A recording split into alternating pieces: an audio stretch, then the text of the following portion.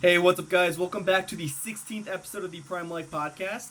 I have a person on today who kind of caught me by surprise. I think he followed me on Instagram. I saw his page and I was like, this guy has some stuff that people need to see. Some motivational stuff, some stuff that people can apply to their lives to make their lives better, and overall just positivity, but also not sugarcoating it, showing people that sometimes you need to be in a dark place to make that change in your life that you desperately need. So today I have on Arthur Dane, owner of the Blood and Rain Instagram page. This man has a lot of the qualities that I myself am seeking, and I think that a lot of you guys could benefit from seeking as well too. So I'll let him get into his story and how he got to where he's at and what made him seek self-improvement. Thank you so much for the intro, Colin. It's very kind. So my name is Arthur Dane, like Colin said. I'm from the San Francisco Bay Area, San Francisco Bay Area, very expensive part of town. I grew up with two parents who were immigrants. My father is a full-blooded Spaniard who was born in Cuba, and he narrowly escaped the Castro regime with my grandparents. And then my mother was actually born in the Bay Area in San Jose. But then soon after, like a month after, she moved to Mexico, and she's of Italian and French Basque blood. So two very European parents with two very international perspectives. My parents met in New York City, where my father eventually settled and made a life for himself in the tech industry in the 1970s. So basically, since the tech industry has been around, and since my grandfather and my grandmother on my father's side essentially lost everything when communism hit, they had to sort of scrounge. When they got to New York, my Mm-hmm. grandfather became a General Motors executive, working his way up very quickly. They had five kids. So my father grew up in Queens, in New York City, with, not the worst background, but definitely a background where he needed to fend for himself. Definitely needed to get creative in making a life for himself, and that came in the form of sort of engineering, and that came in the form of computers, in the form of dumpster diving for parts. And then my mother, she came from, a bit more of a pampered background. I would say my mother and my uncles on that side of the family, they were, they definitely had more given to them by my grandparents on that side. That being said, my grandparents, when they were living in Florida with my mother, when my mother went to high school and had her most formative years, they said, we're going to move to Spain. Ironically, Spain, my grandparents on my father's side are from, and yeah, so they said we're moving to Spain. My mom says, I don't want to move to Spain. I want to stay in Florida. I'm like, well, you're cut off then, and they didn't really believe her. Then she said, okay, until she sort of drove me to the airport. So my mother sort of started from scratch after having a pretty privileged background, to be honest, and Wow. she worked her way from bottom at a telephone company called Teltec when she was living in Overtown she was living in Overtown briefly in Miami, which is a very bad neighborhood in Miami, and living in Fort Mm-hmm. Lauderdale. So I had two parents with this sort of like baby boomer baby buster background of this sort of dying American dream, and it's just unbridled hard work, unbridled resilience, resourcefulness. And my parents met and they moved out west to Silicon Valley because my dad is in the tech game. And I was brought up an only child in Oakland, California.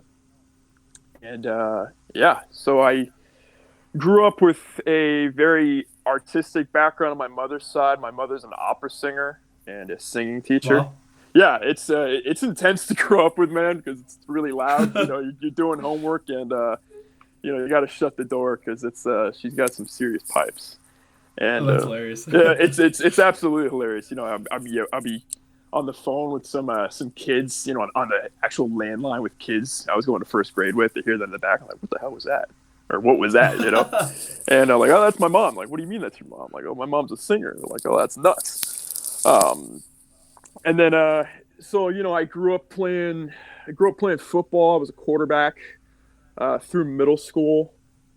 And I grew up with, somewhat of an isolated sort of childhood, being an only child. and I grew up going to a school that was predominantly Indian and Asian. So I was like the sort of token white kid, which is kind of like the reverse of what you'll see in America typically. So that Hmm. combined with, that combined with having two really European style parents, this is supposed to like really traditionally like white American parents. It was definitely it was an adjustment when I went to a really big Catholic school in Oakland that was predominantly white. And I struggled to find my way, and I was going from throwing like 50 yards playing quarterback in middle school to like not trying out for quarterback just because I had sort of this chip on my shoulder with some of the people I was going to school with. So I went from like sort of like a lot of popularity in middle school to like being somewhat of an outcast in high Hmm. school. And that became increasingly difficult to deal with. And the other thing that I was doing throughout my middle school formative years was acting and singing, just because naturally because of who my mother was, and on my mother's side there's painters, there's like there's movie composers, like composers for films in various foreign countries, so a very artistic background coming Hmm. from that side. And then my father's side, um, you had cross country runners back in Spain, and you had soldiers in the Spanish Civil War. So it's like very physical, but also very artistic background. It was like sort of this balance of opposites. And I really like that. You kind of got a view of both sides of it all.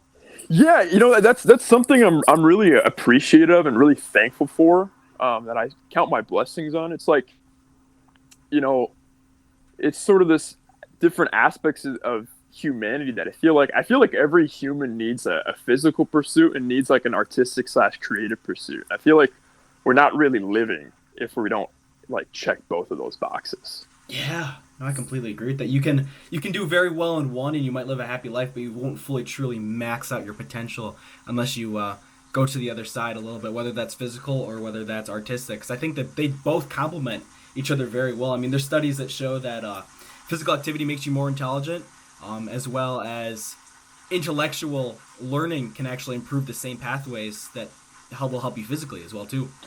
Absolutely, 100%. You can sort of see that through the subconscious behavior of sort of like prominent people in certain disciplines. It's like you see like pictures of Arnold Schwarzenegger seeking out playing chess. You see Olympic gymnasts who are trying to get into an acting or singing career. It's like whether consciously or subconsciously.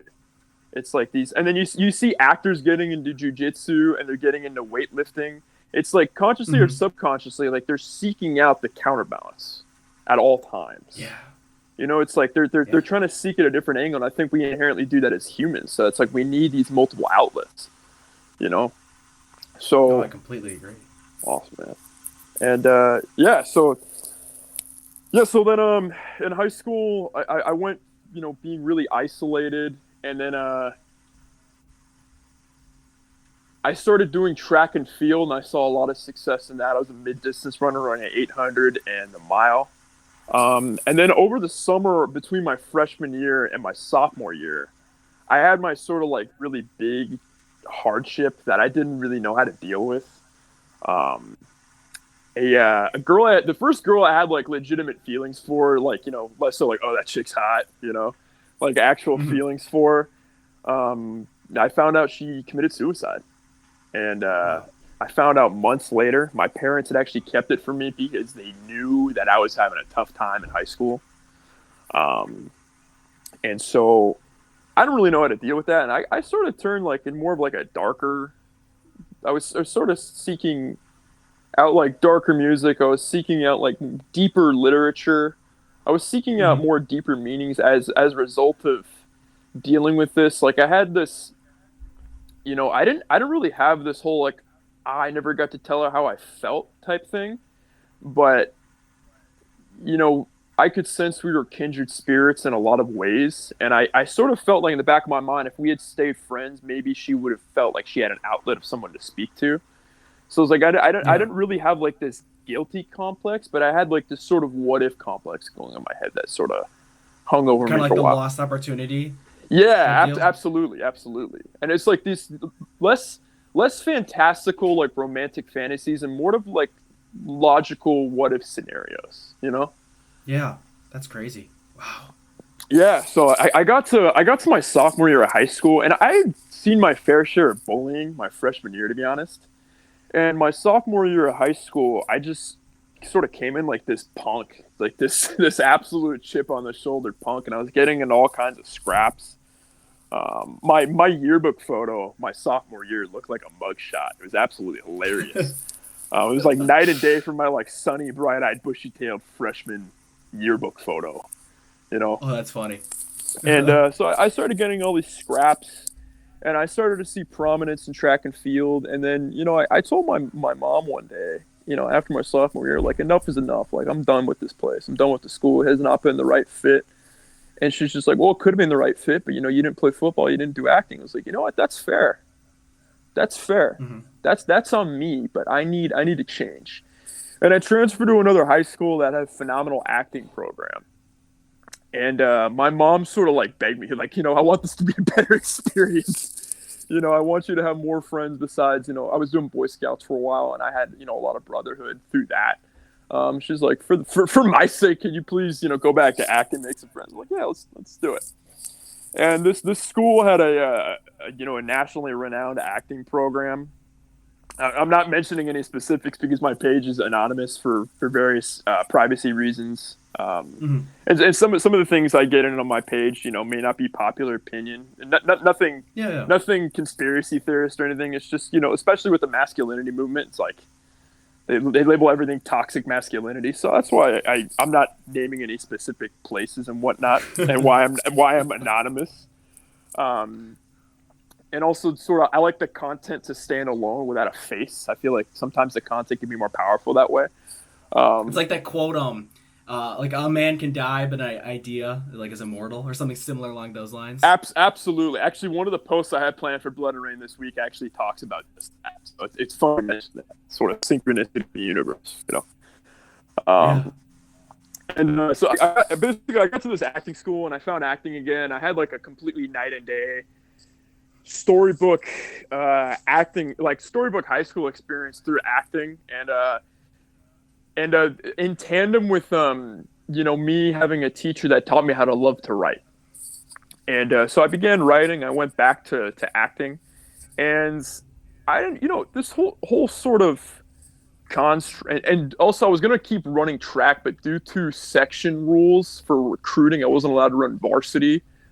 Since I transferred as a junior, he's like, oh, you potentially could have been recruited. I was like, this is absolutely asinine. Are you serious? Like, yeah. It's just like, let me run varsity. I was thinking, well, this track's a spring sport. If I want a scholarship, like admissions are going to be like, everything's going to be turned in. If I don't get the exposure running, JV, if I don't get the exposure from running varsity, like what the hell's the point? So I had that sort of in the back of my mind. I sort of just went full hog with acting at this point. And my parents sort of confronted me in between my junior and senior year when I was really hitting my stride of acting again. They said, all right, what are you doing? I'm like, well, what do you mean what am I doing? They said, what are you going to do for college? And I was just like, I don't know. I'm going to be an English major and probably a business major. It's just like, well, you're doing a lot more acting than you're doing writing. And you show zero interest in business right now. And I'm thinking to myself, like, yeah, because I'm 16. Like, it's like this whole construct, like, not to get everyone's saying everything's like a social construct these days, but like this whole concept of you got to know everything you want to do for your entire life by 18 is just absolutely ridiculous. It is. Yeah. It's like you really think they're going to have plan A, B, C, D, E, F, and G by that age? You out of your goddamn mind. And like the pressures that we have on teenagers, like back in the day, it's like, well, you got to work on the farm. It's like this more accountable, like literal, immediately recognizable circumstances of like helping the family survive financially and yes, in terms of labor. So it's like you in that sort of scenario you could get teenagers to grow up faster, but in high school we're sort of detached from these sort of visceral high stakes. There's going to be a disconnect there, and you're not going to know like what you want to do for the rest of your life. So my parents, they said, well, why don't you give acting, a serious go? And I was like, okay, you know what, let's do it. And so I started applying for every American acting program, like all these fantastic American acting programs from New York University to Boston University to Fordham to Carnegie Mellon and whatnot. And I went to all these auditions, and my grades from being, a bully and then being a punk in high school were absolutely trash. I had like a 2.4 average GPA. And then my first semester senior year, I had a 4.2 GPA. So I was like, all right, cool, moving up in the world. And I took the ACT. I did not do all my SAT at all because I thought it was too slow paced. The ACT sort of caught my attention. I got a very high score. I got 34 on my ACT. So I was like, all right, I'm gonna have a shot. Yeah, no, it was night and day. It's like I need that sort of like intensity in order to actually focus, like to actually want to focus. The SAT was too lax. I got like a 1700 in my SAT, but I got a 34 in my ACT. So then I started doing these college auditions. My mother, having been through a ton of auditions herself as an opera singer, she was sort of prepping me for all these auditions. And I got all this amazing feedback from NYU, Miami. University of Miami was talking about a scholarship. Fordham was talking about throwing some money my way. Then I get 10 rejection letters. I'm 0 for 10 in getting into schools. And I like call all of them. It's like, oh, academically, we can't accept you. I was like, I'm an acting major. Are you serious? Like what does it matter what my math grade is? What does it matter what my bio grade is? Who gives a fuck? Like that was literally my response to that. Yeah. So I'm living this sort of second semester senior year. I'm like, well, I know I don't have any colleges to prove anything to. So as long as I just graduate, so I'm doing the total senioritis thing. I'm cutting class to play Super Smash Brothers in the Student Life Center. I'm cutting glass to go make out with my girlfriend. These very typical high school D-Gen boy things, And I had this fringe benefit of getting to perform in Scotland at the Edinburgh Fringe Festival, which is the biggest theater festival in the world. Yeah. And I got to see theater at the Royal Shakespeare Company and in London and all these high-level actors, and I was like, these people are better than us.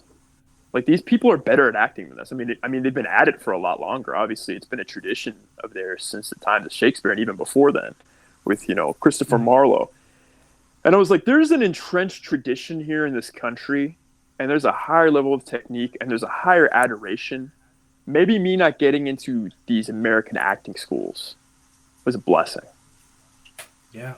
And so I go to community college my first day, and I bump into a friend of mine from Boy Scouts. I had no idea he was going to be attending that community college.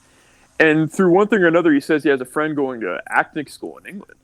And I was like, I didn't even think of that as a possibility. And so I started applying for these British acting schools. And I got into a very world-renowned acting school in England. And so I moved over there. And, acting training in England is a more conservatory style training. So you're in these studios 9 to 6 every day. It's not like, oh, a lot of college, like, oh, I might not go to the bio. I'll just take the final. It's like, no, it's like, where the fuck were you? Like, why weren't you in voice class? Why weren't you in acting theory class? Why weren't you in stage combat class? You're supposed to be there. Your classmates are counting on you. So it's this hyper discipline. You're wearing all black every day. It's your drama school blacks, and you're basically spending 3 years turning yourself into this neutral canvas. So it's like they make you cut your hair if your hair's too unique. They sort of have you soften parts of your personality that are too unique. It can be detrimental for people who aren't ready for this process. Mm-hmm. But I loved the discipline. I loved the intensity of it. It was all encompassing, and I was in a foreign country, and it really molded. I finished growing up in England. Like I didn't wrap up growing up in California. I wrapped up growing up in England my first year at drama school, and I rose to be the top of my class. But I noticed the physical pursuits that we were doing in acting school, and since it was so disciplined, like it's sort of to like make this itch sort of emerge for like a more intense physical pursuit, like a sport. Like I caught myself in between classes doing sprints in the hallway, It's just like, oh, like, man, I'm kind of getting the spirit of like the discipline of being an athlete again, being a track athlete. And I was like, maybe I could go run track. And like, do not run track. Like, that is the opposite of what you want to do in acting school. It's going to make you tight. It's going to make you're not going to be relaxed on stage. Like, no, like they swore against it. And then I said, what about, I got in a ton of scraps in high school. What about martial art? My Sicilian mother, when I asked her if I could box when I was 7 years old, she was like, no, like overprotective Italian mother. Like, all right, I guess that's that. But I had a bit of extra student loan money, and near my school was one of the best Muay Thai gyms in England. And I walked in there, and they had like a little free pad session that you could do. And, the guy was from Manchester, or just outside of Manchester. So he had this really peculiar accent. It's called like a Bradford accent. And so I hit the pads. He's like, mate, you've got natural power in your hands and your legs. Something you can go really far in if you want to. I was like, hey, man, you can stop selling me. Like, I'm already going to spend all my money here. He's like, no, I'm serious. Like, I like you being in the free pad session just to prove with you. Like, you have to put in the work, but, this can go really far if you want to. And I was just like, yeah, sure, whatever, man. Like he's like, that's natural God-given power you have on the pads. And at this point, like, I'm a bony 180 at 6'1", like living off the tea biscuit and top ramen diet because, not all the money from my student loan is kicked in. My parents are still selling my house back west. And I started cutting classes like I mentioned, I wasn't supposed to, but I was so far ahead at this point in acting school that I can manage to do that for certain instances. So I was doing this 9 to 6 every day in acting school, wearing all black, stretching 4 times a day. And I was doing Muay Thai before and after. And then I started getting into weightlifting, and I just turned into an absolute maniac. And I met my, then and now once again, current fiance in acting school. And then, I won't get into why I had to leave. My parents, I had to leave England, which is a very sad thing. I had to leave after my first year. And I had to, I left acting school. If I would have logistically, my school and my gym and my weightlifting gym were all like within a 3-mile radius. So like the productivity, like the learning curve was so much higher. So I was just thriving, and I was loving life. Like I didn't want to be at the bars, even though, I can drink, at 19 years old because I'm in England. I didn't want to be at the bars. I didn't want to be at the clubs. I didn't want to be partying. I was doing the disciplines every day. And it was, it was raining all the time. I'd be running in the rain. I'd be thriving in the rain. And, it was very sad when I had to leave. I had to leave my fiance. I had to leave my school. I had to leave my gyms, and I had to go back to California and live with my now divorced father. And my only shot of getting my fiance over was working in a tech startup. Fiance and I broke up just because I didn't have any end in sight for us not being together. And I had no access to a Muay Thai gym. I had no access. The Bay Area is far more expensive than London even. And there's no student loan money subsidizing anything. So I'm working in these tech startups. I'm starting to go down this marketing route, and I'm starting to go down this super safe route, right? I'm starting to make money. I'm still living with my father. I'm saving money. And there came a time where I just started feeling increasingly more and more and more unsatisfied, and increasingly more and more just feeling like a shell of myself. And I was like, this is becoming a deeply sanitized version of life. Yeah. This is becoming a deeply safe version of life. I'm looking around and, thinking back to when I was in acting school, thinking back to even when I was having hardship in high school, the men I'm reading about, the frontiersmen, the great military strategists, the fighters I look up to at this point in time, I'm like, dude, I am not exhibiting any of these qualities. And with the exception of my father, teaching me virtue and work ethic and passion, aside from my father, I wasn't really surrounded by men who were setting this example. And the difference between my father and I is he was rooted in tech, and I really wasn't. I was just good at writing, and I was good at content, and I was good at marketing. And I was good at account management and things like that due to my acting background. But I was like, I really missed Muay Thai, and I wanted to get back into it. So one way I sought people out who I could train with, and then I started. I took a bouncing job in San Francisco at this video game nightclub, and then I met this guy next door at a craft cocktail bar who I met a couple times in passing, but I was like, "What the fuck are you doing here?"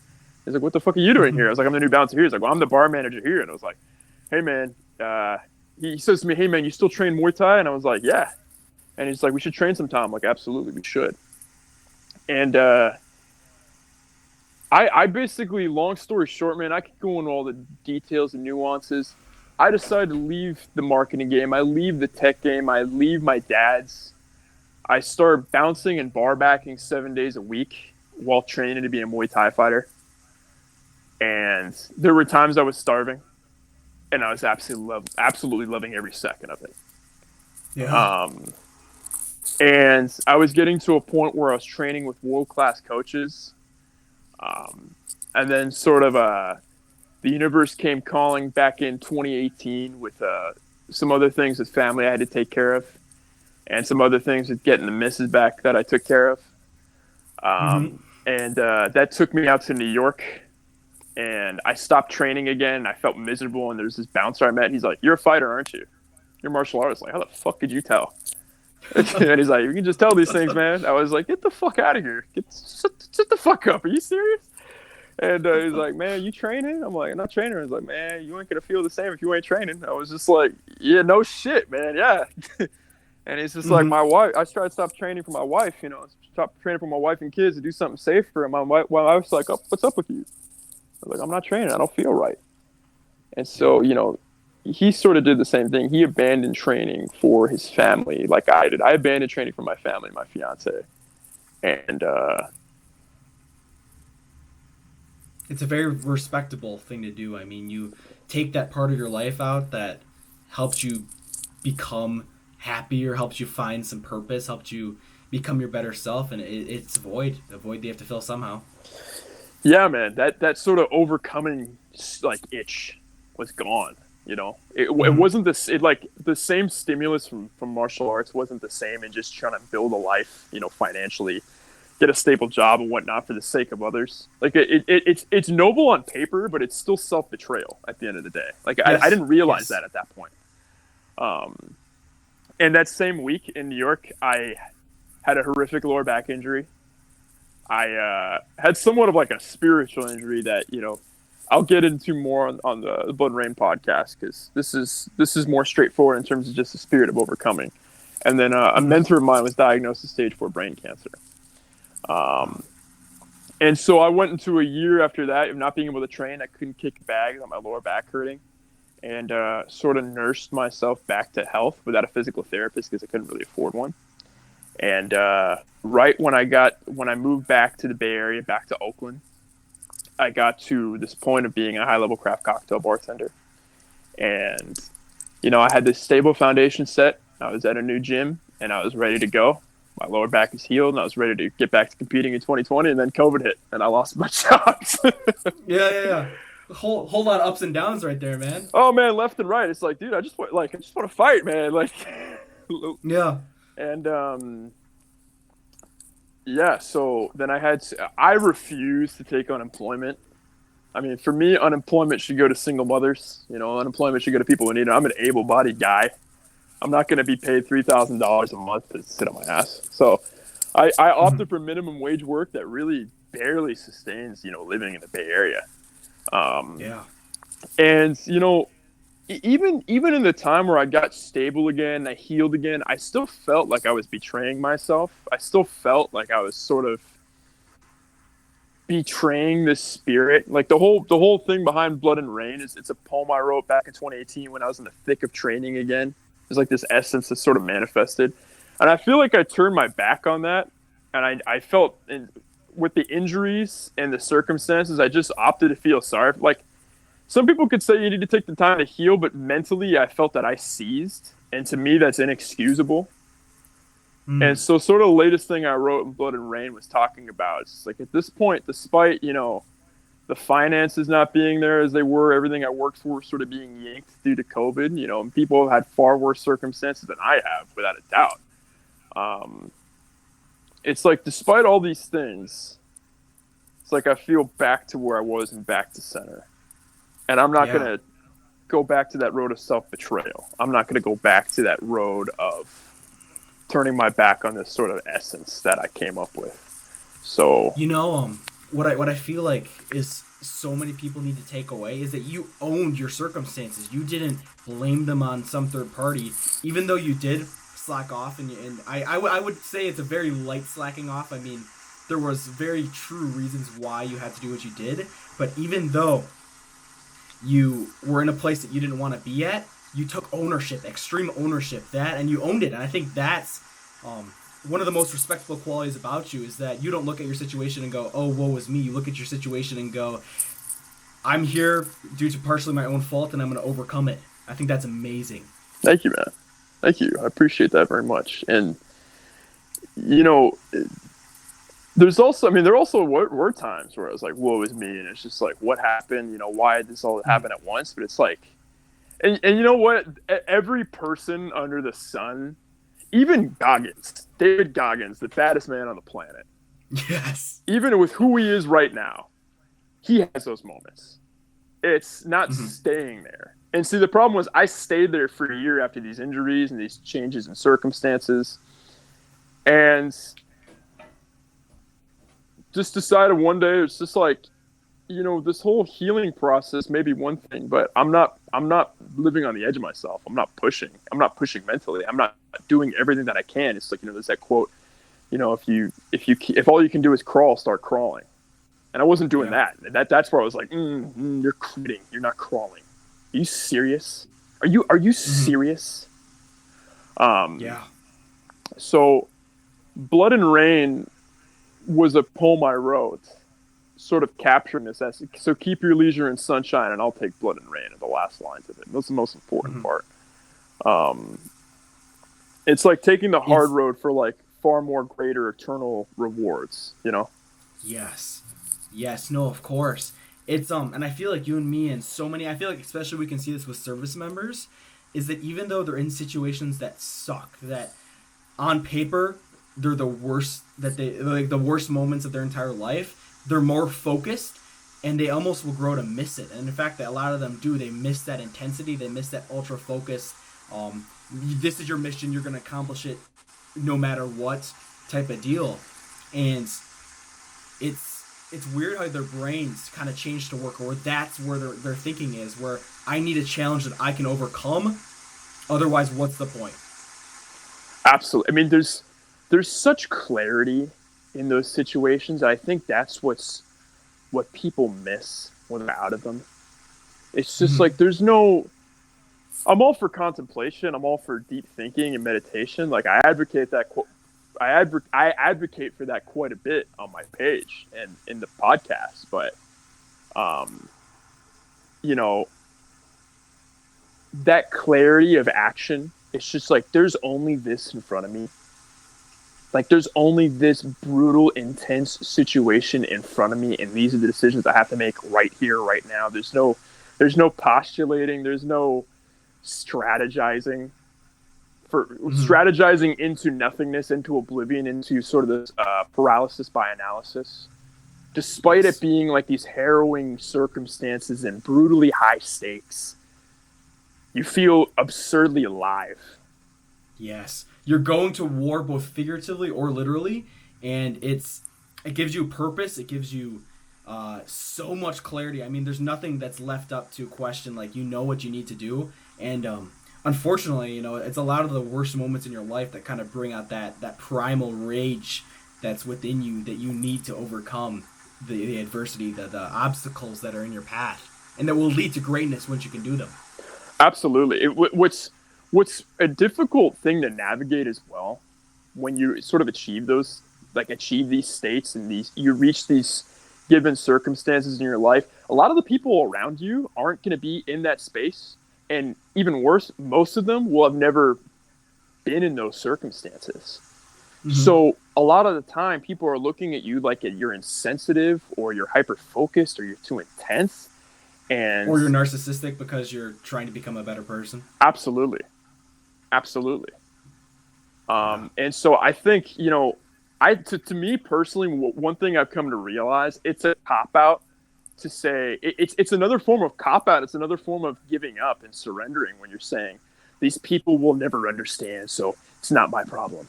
No, you're going to, like, this is life. You don't get a pass just because you're trying to achieve your highest self. You're not getting a pass because you're achieving your greatest self. Yeah, the universe / God will provide, but you don't get a pass towards being, like, for being a person. You get a pass for being a good son, a good husband, you know, good daughter, good wife, good mother, good father.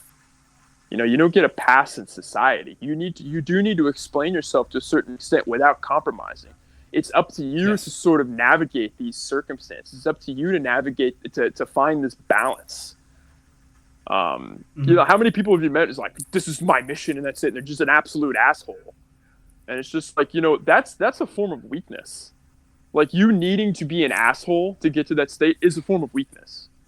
It's almost like a mix of nihilism. Like they maybe have purpose, they have a reason, but they're bringing in some dark parts that shouldn't necessarily be incorporated into their lives, and honestly probably ruining friendships, ruining relationships, ruining opportunities along the way. Absolutely. I mean, sometimes it could do more harm than good. It really, like, go ahead. Oh, and you know, I saw this with myself. You know, it feels good to be mad. It feels good to have rage within you. That intensity, quite literally, anger is a drug. It feels good. It gives you energy, and it's way too easy to become too reliant on that, and then to let it break things that are important to you that maybe don't seem like they have a place. You know, it hurts relationships. It hurts it hurts family. It hurts potential opportunities, and it's way too easy to become too reliant on that thing that might be good in moderation, but shouldn't be your 100% motivation. Absolutely. I mean, you can overdose on any good attribute. You really can. Yes. You can even overdose on kindness. You can, like, be too kind to people to the point where you're destroying yourself. You can be getting stepped on along the way. Absolutely. You can even overdose on discipline. It's just like, well, what does that look like? Well, sometimes a very rigid disciplined environment can be detrimental to creativity. Yeah. So it's like you go too far in one direction. Like, in my mind, so people was like, well, I don't want to be a half measure. I don't want to be, you know, I want to give them my best go. I'm like, that's fine. But instead of putting your eggs all in one basket and only heightening one area, heighten all the areas. Heighten one area and then make the others counterbalance and keep rising accordingly in each different aspect. This is wholeheartedly possible. But it's like, people, like, take a look at dieting, for example. It's like, no, we don't. Balance is too difficult for most people's minds. We want to vilify one thing, or we want to specialize in one thing. Like, you can see that reflection of the human condition in diet fads. It's like, all right, this year, carbs are Satan. This year, fats are Satan. This year, it's carnivore. This year, it's veganism. It's like, yeah, okay, I'm not bashing on anyone's diet, by the way. Like, do what you need to. But in terms of marketing, people who get into marketing know the human condition, they know the human psyche, that they want something to grab onto. They want this sort of savior. And it usually comes in the form of extremes, or it comes in the form of vilification. Exactly. Yeah, they either need they need a villain in their lives, or they need, like, a hero or something that's going to save them. Whether that be carbs are the enemy, carbs are the savior, fats are the enemy, fats are the savior. Working out 7 days a week, overdosing on protein powder. You know, the extremes, they're both extremes on both ends. Absolutely. What's funny too is, like, you'll mistake people. Like, a lot of people will sort of, like, mistake their end goal state. Like, let's say, like, a very simple one that I'm sure a lot of your listeners can relate to, because they've probably done some form of weightlifting or bodybuilding training. It's like they take a look at, like, Dorian Yates or Ronnie Coleman or Milos Sarcev or Jay Cutler or, whoever. And they're like, well, these guys are eating 400 grams of protein. And it's like, yeah, well, you're just starting out, okay? So I don't think you at 170, who, your numbers aren't quite there yet for a mid-range intermediate to be applying to even a mid-range competition of powerlifting, bodybuilding, or both. Like, do you really need to be eating 400 grams of protein? Do you really need to be taking these extremes? So it's like, contextually, it makes no sense. So it's like, well, you don't want to jump to extremes, but sometimes, like, on the flip side of things, you achieve a level of skill mastery, right? You get to these upper echelons of bodybuilding. So, like Milos Sarcev, he's sort of been championed as like the guru of bodybuilding nutrition, especially for his transformation of Nasser El Sombati in between 96 and 97 Olympia. And so he says, like, I'm super liberal for like people in competition can, like, competitive, like, steroid abusing bodybuilders can be eating up to 400 grams of protein. Yeah, but they got there. They had a progression. Like, they were living a balanced life. They were living the necessary balance, and it kept elevating over time to the point where 400 grams of protein for them isn't an extreme. It's just what's necessary. Yeah. But it's like people mistake, like, their starting out point of, like, what's balanced for them. Like, they mistake applying, like, the balance of a master towards applying the balance of the beginner. And then they jump to extremes, and then they sort of put themselves in this analysis of, like, this paralysis of analysis once again. And you can put the same thing, you can circle back the same thing to any positive attribute. It's just like, I want to make a positive change in myself. Yeah, it's going to take discipline, and yeah, it's going to take consistency, but it doesn't need to completely take over your life where it's detrimental to other aspects of your life that have been beneficial for you, like your loved ones, etc. Yes, that's something that a lot of people need to hear, especially those. Too much of anything is a bad thing, and too little of a good thing is not good either. And you got to find the balance. And I kind of settle probably a slight little bit more than what is like. I prefer, kind of like with lifting, I prefer to be slightly overtrained to know that I'm putting in the work, rather than slightly undertrained and feel like there's still something left up in the air. And kind of maxing it out and just adding that extra 1% to kind of prove to myself, like, hey, this is going to work for you. That's what makes me sleep well at night versus going 150% over, 200% over what you need to do, and then suffering the negative effects after that. Yeah, it's like, dude, you're walking around like beyond a hard leg day. You're walking around like you're crippled, mate. Like, yes. Yeah, it's not good for you. It's not good for you, man. But yeah, me personally, I'm the same. It's like, maybe if I have a little bit of overtraining, that'll be okay, versus a little bit of undertraining, because I'm gonna have that mental peace where I'm like, okay, at least I did everything I could, rather than like let's say I get to a fight, like, did I spar enough? I don't know if I sparred enough. Maybe I didn't spar enough. Did I do enough cardio? Did I get my cardio to the point where it needs to be? I might not have. It's like I'd rather be like, okay, I'm in this pickle of I'm a little bit overtrained going into this fight, but at least I know that. At least that's a known entity as opposed to like this unknown. It's like you don't want to be walking into a fight with an unknown, because a fight itself is unknown. It's like this. Like I may have never seen film on this guy before. This guy might have a monster, flying knee that I have absolutely no idea about. Yeah. So I'm going to walk into the ring with as many knowns as possible. Exactly. Eliminate all the things that might cause doubt in you. I think being confident, even if there might be some weak points, just being confident and knowing what those are, and also knowing what you're strong in, is so beneficial for us, because when you can do that, you can evaluate what went wrong and then work on your weaknesses after that, and then improve and come back the next time, not having those weaknesses that took away from your performance the last time. Being confident in how you're training is what makes people make it a lifetime sport versus lasting a year. They think it's not working. They're not confident in all these variables, and they eventually quit because it's too much for them to handle. They over analysis, like you said, they over analyze it all, and it eventually causes depression and causes them to quit, and it's really sad. It's very, because like the battle like wasn't lost outside. Like if you were to look at them and look at sort of their external circumstances, like obviously it's so much easier for us as humans to like look at other people's circumstances, like, oh man, there's A, B, C, and D, and you're fine. Like here's your missing piece right here. You need this, you need that, great. But we don't see the war that's being lost within them. It's like we don't see that inner turmoil half the time. And then they quit, and you're like, gee, what the fuck happened? Yeah. Like, what on earth happened?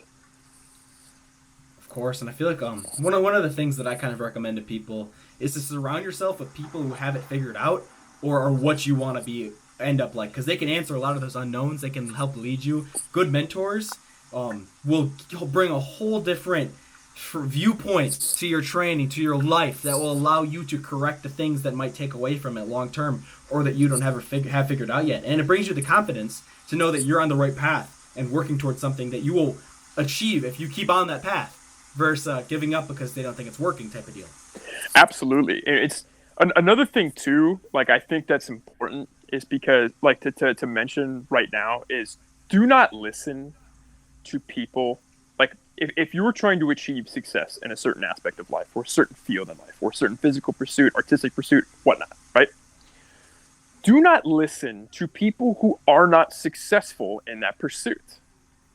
Mm-hmm. It doesn't matter how wise they are. It doesn't matter if they're your parents or your teacher or your pastor or whoever it is that holds some kind of authority in your life. If they are not successful in that aspect or pursuit of life, because they simply do not have the experience or knowledge to speak on it. Mm-hmm. Yeah. So it's like, if I'm trying to be, I mean, I'm writing a book right now.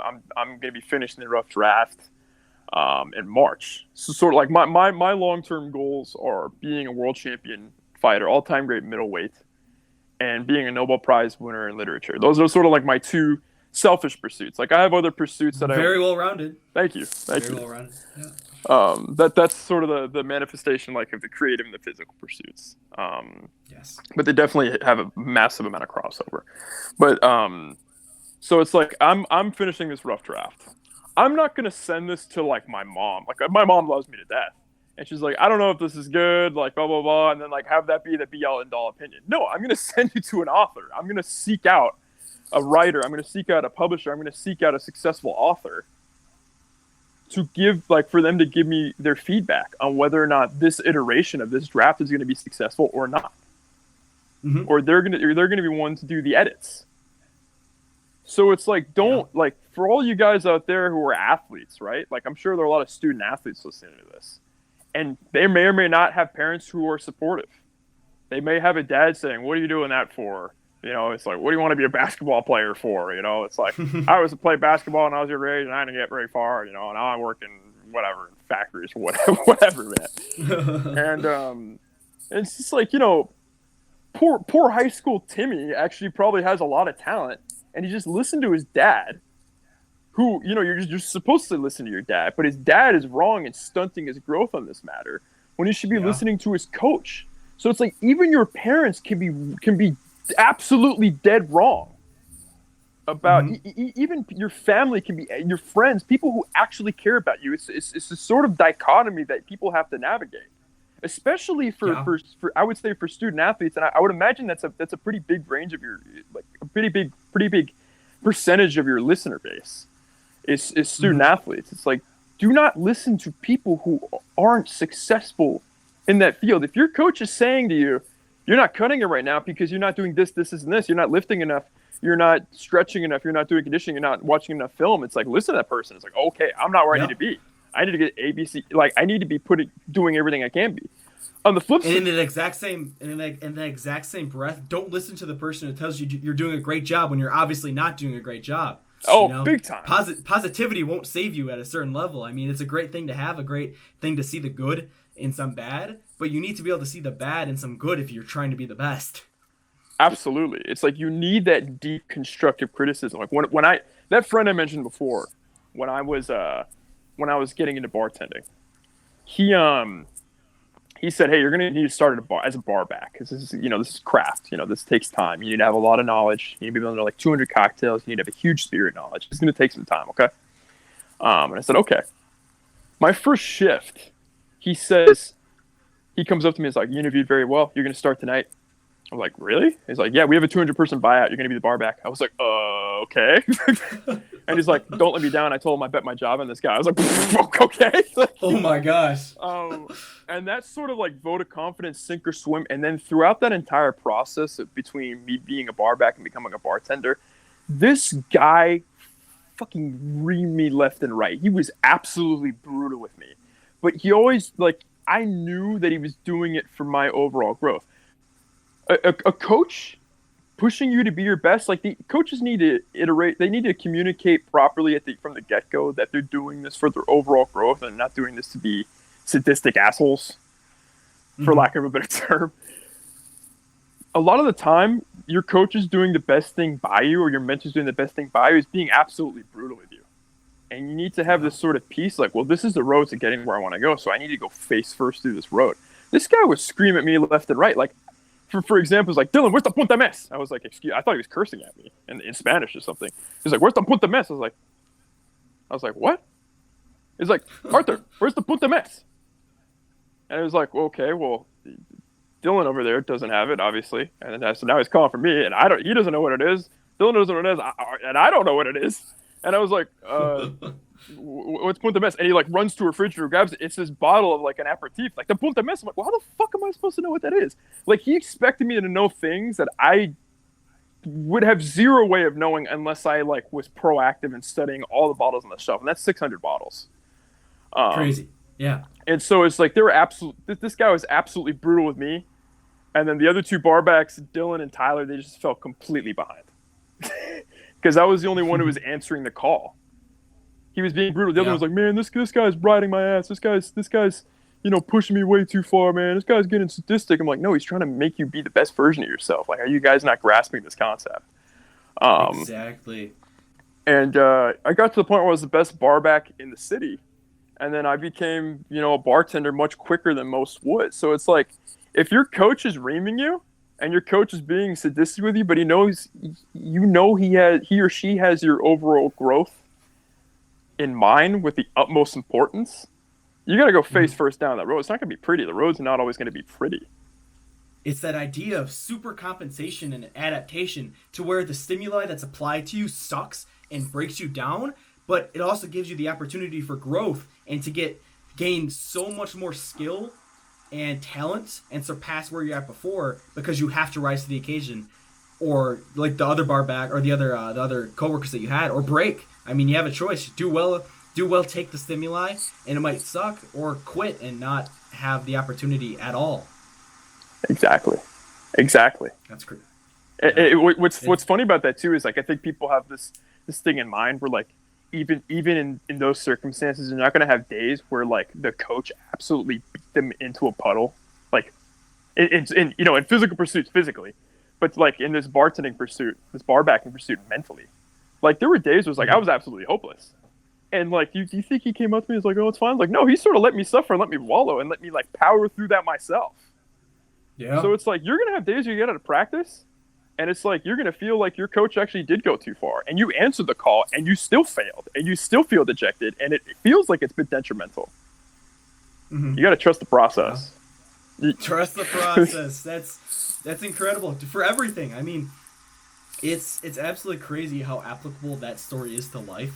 I mean, I see this with myself in, let's say school, for an example. The first week of school, it might be really hard. You might think that you can't do this, but you rise to the occasion. If you stick with it, that becomes the norm. That level of hard work, that level of intensity is now, frankly, the life that you live and can be replicated day in and day out. It has to be learned. You can't jump in and expect to be the best, expect to live the best life you can without having to work for it and having to slowly build up those mental muscles, the physical muscles too. And it's something that so many people just don't stick with, long term. I mean, they might stick with it for a month, they might stick with it for 2 months, even a year, but at some point there's just a point where they feel like quitting due to whatever number of reasons. But you got to stick with it. And after it becomes the norm of your life, after that level of hard work is the resting point, there's untold level of great things that can come to you. Absolutely. It's like I love that last bit, the resting point, where it's like you just basically sort of like laid out fire and brimstone as this resting point. It's like those little tiny gaps, those little tiny breathers in between, like the same situation you are dejected and you are resting, mainly because the only thing you can do at this point is rest at this given point of time, because you've just been through the ringer. And it's just like, okay, I'm going to take even a little less rest mentally and then go face first once more. Yeah. It's like that embracing of the suffering. Like when you're gonna attack a lifelong pursuit, or you're gonna attack, a decades long pursuit of greatness, of being one of the best in the world at something per se, whatever it may be, you need to see the road before you. Picture how much suffering is ahead, and likely mentally double or triple it. That's what you need to prepare yourself for. And it may be, there may be less suffering involved, but at least you are mentally prepared for the absolute worst. Mm-hmm. And of course, it's like that sort of mode of thinking has always helped me. A lot of people will see that as extreme. But you'll have this muscle I talked about before that I felt like I abandoned. I abandoned that mode of thinking, and I stagnated and was absolutely miserable. And I was just like, I'm sitting at bars after work. Like I get off one bar and I go to another bar. And I'm not even that big a drinker. I'm just sitting there sort of like to take in a scene and just sit there and be melancholy. And I'm like, I know the bartender's like, gonna go train. I'm like, yeah, I'm gonna go train. Yeah. It's just like not being in that constant pressing, not being in that constant knowing that's like, I'm in this long path, and that mountain I see before me is actually a hill, but I know that sort of deep down.